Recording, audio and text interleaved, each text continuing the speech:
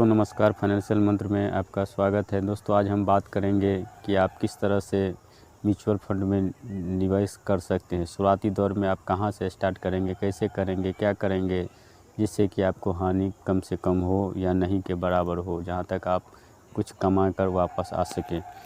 तो दोस्तों इसी स्टार्टर के तरीके से मिलते जुलते कुछ फंड्स भी होते हैं जिन्हें स्टार्टर फंड का कहा जाता है। इसी सब के संबंध में आज हम बात करेंगे दोस्तों, इसलिए इस वीडियो को पूरा देखिए और चैनल को सब्सक्राइब नहीं किए तो सब्सक्राइब कर बेल आइकन को ऑल कर लीजिए। तो दोस्तों ये ऐसे म्यूचुअल फंड होते हैं जो सरल होने के साथ साथ उन निवेशकों के लिए खास तौर पर सही रहते हैं जो म्यूचुअल फंड निवेश में हाथ आजमाने की शुरुआत ही कर रहे हैं। और ये सिर्फ स्टार्टर नहीं, सरल फंड भी होते हैं, यानी ये फंड उन निवेशकों के सभी लक्ष्यों को पूरा कर सकते हैं जो चीज़ों को आसान रखना चाहते हैं और जिसके पास इस सब के लिए ज़्यादा समय नहीं है या फिर निवेश को जानने समझने में उसकी कोई रुचि नहीं है। पहली तरह के म्यूचुअल फंड जो अच्छे स्टार्टअप फंड हो सकते हैं वो है टैक्स सेविंग फंड। हाँ दोस्तों, टैक्स सेविंग फंड।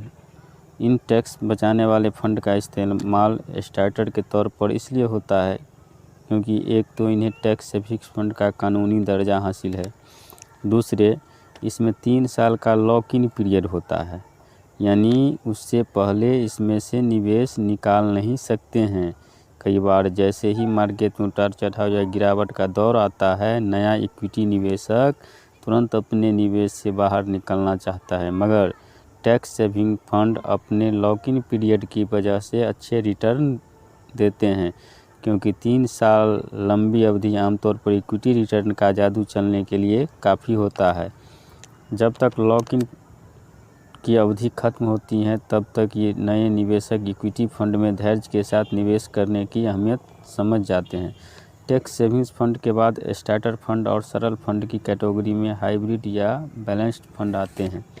इनकी भूमिका बिल्कुल साफ है और ये निवेशकों को कई तरह ज़रूरतों पर खरा उतरते हैं, जैसे रिस्क के लिहाज से पूंजी का अलग अलग तरह के असेट में लगाया जाना, असेट का सही तरह से बंटा होना और विषम परिस्थितियों में उसे फिर से बैलेंस किए जाने की क्षमता होना।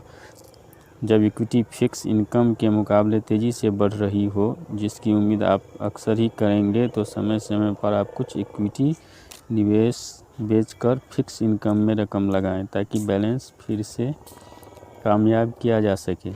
इस इक्विटी में मंदी आ जाए तो समय समय पर आप फिक्स इनकम से पूंजी निकाल कर इक्विटी में डालें। यह बहुत शानदार तरीके से काम करता है। दरअसल बुनियादी आइडिया है फ़ायदा कमाना और सस्ते असेट को खरीदना। इससे अंत में आप रिटर्न पर औसत लाभ पा ही जाते हैं।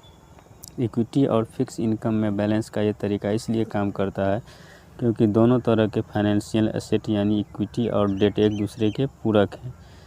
निवेश से पूंजी बनाने के 2 बड़े तरीके हैं। पहला, किसी को पैसे उधार देना जो उस पर ब्याज दे, ये कोई बिजनेस हो सकता है या फिर सरकार। और दूसरा, बिजनेस में हिस्सेदारी करना यानी शेयर खरीदना। इन दोनों की खूबियाँ होती हैं कि दोनों को मिलाना ही निवेश का सबसे अच्छा तरीका है। असल में हर निवेशक के लिए सबसे बढ़िया विकल्प यही होगा कि वह 1 या 2 म्यूचुअल फंड चुन लें और SIP के माध्यम से निवेश करें।